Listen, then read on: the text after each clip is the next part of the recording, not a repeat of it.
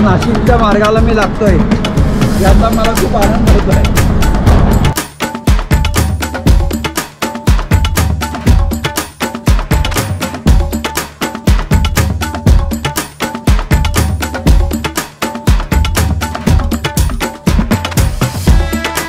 मी फक्त जाणून घेण्यासाठी आलेलो आहे. खास शेतकरी कामकरी यांना भेटायला मी आलेलो आहे. तुम्ही मोकळेपणाने बोलले की मला आनंद होईल ना, हो की नाही? हो की नाही? तुमचे कारभारी काय करतात? कामाला म्हणजे इथे शेतीमध्ये जातात, मजुरी करायला. हो ना? मजुरी किती मिळते? मजुरी 300, 350, 400 रुपये. पण नेहमी मिळते का? ते एखादा काम भेटला तर, काम नाही भेटला तर मग घरी येतात. अरे बापरे, मग कसं काय चालणार हो? घरात तरी माणूस हो ना. तुमच्या गरजा पण फार कमी. काय असतं जेवायला? काय असतं तरी? डाळ भात, एखादा डाळ नाही तर मग चटणी जेवायचा. बस. लसूण सोलायचा, कांदा टाकला, त्याच्यात मसाला टाकला, मीठ टाकला का त्याच्यात झालं. चला, ओके.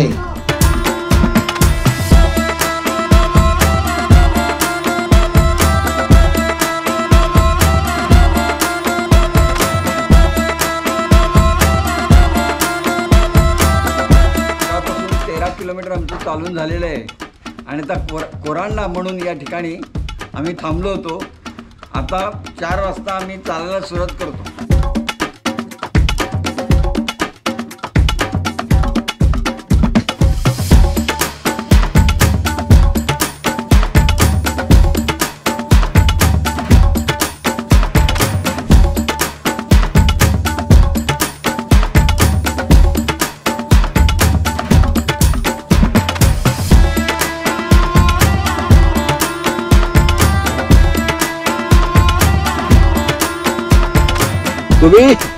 स्कूबीची मला जाम आठवण येते. ये रे, ए सोन्या, ये बेटा. मी एक पदयात्री आहे. म्हणजे पूर्वी मी काश्मीर ते कन्याकुमारी चालून आलोय. बापरे. 4000 किलोमीटर. त्यानंतर किबिथू अरुणाचल, म्हणजे किबिथू म्हणजे चीनची सीमा दिसते, तिथून पोरबंदर, ते पण चालून पूर्ण झालं. 4000. नंतर तिसरी पदयात्रा साबरमती आश्रम ते खाली कन्याकुमारी ते साबरमती आश्रम, शांतिनिकेतन कलकत्ता. म्हणजे एकूण संपूर्ण समुद्रकिनारा मी चाललो. एकूण 12,752 किलोमीटर चाललो. पण याचा उद्देश काय आहे? आज बालपणापासूनचा छंद आहे चालणे. त्या छंदातून हे सगळं झालं. म्हणजे मी का चालतो माहिती आहे का? शांतता, मानवता, शिक्षण, पर्यावरण, कन्याभ्रूणहत्या, बालमजुरी यासाठी शाळा कॉलेजमध्ये मी जात असतो.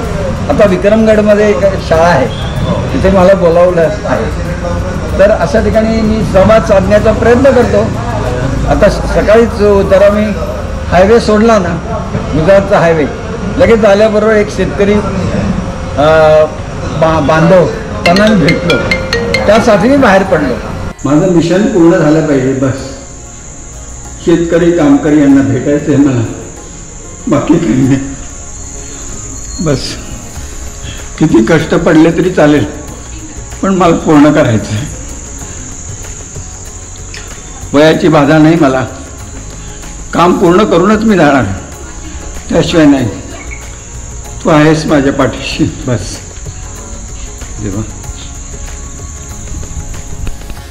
चालत आलो 4000 किलोमीटर. नंतर किबिथू अरुणाचल. किबिथू म्हणजे तिथून चीनची सीमा दिसते, तिथून ते पोरबंदर. हे 4 दिशा चालून झाल्या. 4, 8,000. नंतर साबरमती आश्रम ते खाली कन्याकुमारी ते शांतिनिकेतन, तेही संपूर्ण समुद्रकिनारा चालून पूर्ण केला. एकूण 12,752 किलोमीटर मी चाललो. माझे लिम्का रेकॉर्ड आहेत, एशिया बुक ऑफ रेकॉर्ड आहेत, इंडिया बुक ऑफ रेकॉर्ड आहेत. पण रेकॉर्ड करण्यासाठी मी चाललो नाही, ते ऑटोमॅटिक होऊन गेले. माझा भावनेतून गेलेले. हा मेन म्हणजे शांतता, मानवता, शिक्षण, पर्यावरण, कन्याभ्रूण हत्या आणि सध्या ते महाराष्ट्रामध्ये जे दुष्काळ आणि महापूर यांनी शेतकरी एकदम उद्ध्वस्त झालेला आहे. त्यामुळे त्या कळकळीने मी बाहेर पडलो असा विचार आहे. आणि जिथे ते संवाद साधता येईल तिथे संवाद साधायचा. आता आज माझी ओळख झाली संदीप, अजून पूर्ण नाव संदीप किसन. हा बघा असं चालताना तर वय झालं ना, आता 73 वय असते असते चालायचं, नाही तर 30-35. आणि हा अरुण म्हणून आहे ना, तो आणि आम्ही एका दिवसात 51 किलोमीटर चाललो होतो. राजकोट शहर पूर्ण केलं होतं. आता दिवस थोडे कमी हो गेले पण पूर्ण करायचं म्हणून मी संवाद साधला. वा होईल मग काय. छोट्याशा गोष्टीला एवढं मोठा शॉट करतो की जणू जगाचा राजाच आहे तो असं. माझं फर्स्ट कसं आहे ना, आपण गरीब होऊन शिकलो.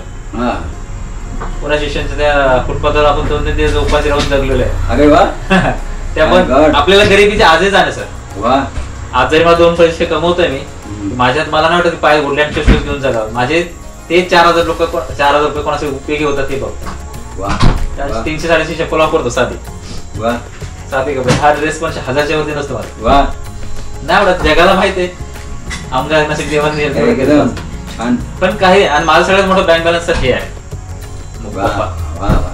बाकी अशात काही नाही मोठं, खूप काम मोठं केलं. एक छोटासा 11वी कॉलेज सुरू केलं होतं. जवळजवळ 700 मुलं सुकून गेली. त्या गावातल्या काही लोकांना आवडलं नाही. पॉलिटिक्स खेळलं गेलं. पैसे मिशनचं जाऊन होतं ते सगळं बंद केलं. आता पुन्हा वेळात मिळालं. पण छान. एकदम वेगळंच. नाही बघा, हा योग सर आहे ना देवाची कृपा. ऋणानुबंध असतात. आता मी लवकर निघणार होतो, मालगाला जायचं होतं, पण तेवढ्यात तुम्ही आले, मी आलो. म्हणजे कोइन्सिडन्स झाला. बरोबर. तुमच्या जागी एवढे मोठी हास्य मला भेटलो खूप काय. नाही सर तुमचा नंबर पण घेऊन टाका. अजून काय पाहिजे. कधी ती छोटीशी भेट झाली. मला वाटतं ना, मला आज विचार करतो आयुष्यात तुम्ही पडायला मला असं वाटतं. ते खरं वाटतं सर. खरंच. कारण कधी कधी असा वेळ निघून जातो ना, अरे कुठं ते कोणासाठी द्यायचा वेळ होतो, आपण नाही देऊ शकलो असं वाटायला. असं वाटतं. गेस्ट आले, चीफ गेस्ट घेऊन आले. आली. हो यस. काय छान. मग अरे काय भेट झाली आमची. ग्रेट माणूस. हो ना. मग आणि हे दुसरे ग्रेट माणूस पोलीस पाटील. अच्छा. हा, यांनी इथपर्यंत आणलं. आम्ही गेलो होतो दुसऱ्या बोरांड्याला. हा, आणि मग त्या बोरांड्यावरून चक्कर मारत इथपर्यंत आलो. बापरे. मग खूपच बस. आणि चीफ गेस्ट आलेले आपले. इरफान बुला दो अपने सब चीफ गेस्ट को बुलाओ. देखो एक से बढ़कर एक चीफ गेस्ट हमारे हैं.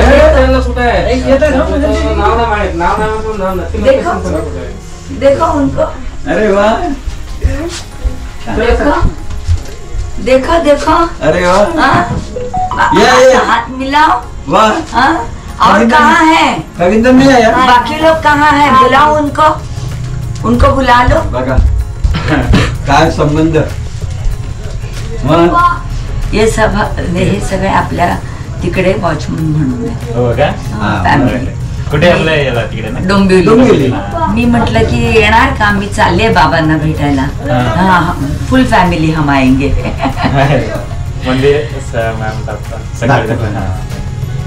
येते मी. एक तुम्हाला जे काही या ठिकाणी हे करायचं मी केलंय. हो ना. डोंबिवलीमध्ये बोलवलंय हे विशेष. ओके ना. हो ना. माझा आज दिवस मला खूप सार्थक करायचं वाटलं. आणि यांना मी विचारलं शेवटी. हो सरदार सरोवरचं ना. येस, नर्मदा प्रकल्प.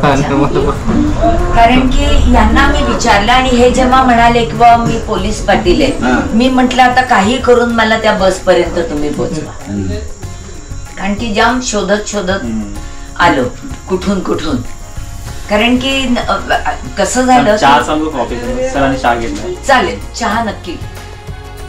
कोणी कोणती असं गरीबातला गरीब श्रीमंत पण एक दायित्व एक तरी माणूस अडॉप्ट केला पाहिजे. एक तरी काहीतरी केलं पाहिजे.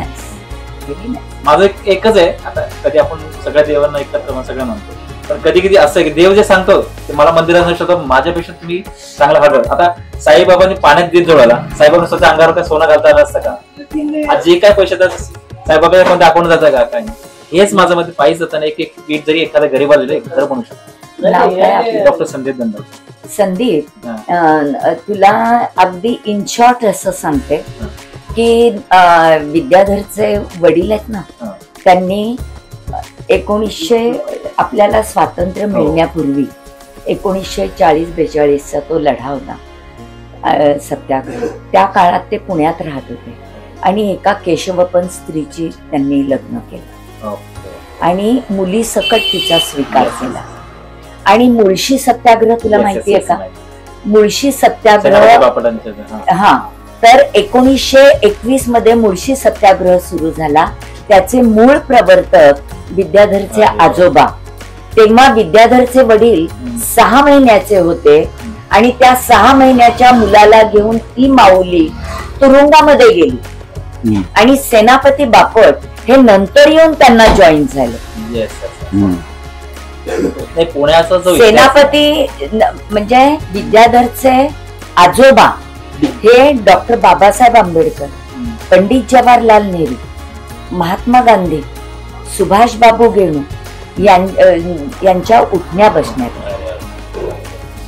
म्हणजे अशा आणि केसरी आपलं लोकमान्य बाळ गंगाधर टिळकांचं जे पेपर आहे त्या पेपरचे त्याचे ते संपादक. व्ही गिरींच्या हस्ते त्यांना ताम्रपत्र प्राप्त झालं. म्हणजे अशा घरातला हा मुलगा. मी आयुष्यात काहीच करू शकलो नाही. आई वडिलांनी तर स्वातंत्र्यासाठी पूर्ण समर्पण केलं. आई बघा, आज दुपारी आम्ही बोरांडा या मुक्कामाच्या ठिकाणी आम्ही जेवण केलं. जेवण केल्यानंतर आम्ही 2 तास विश्रांती घेतली आणि 4:15ला आम्ही चालायला सुरुवात केली.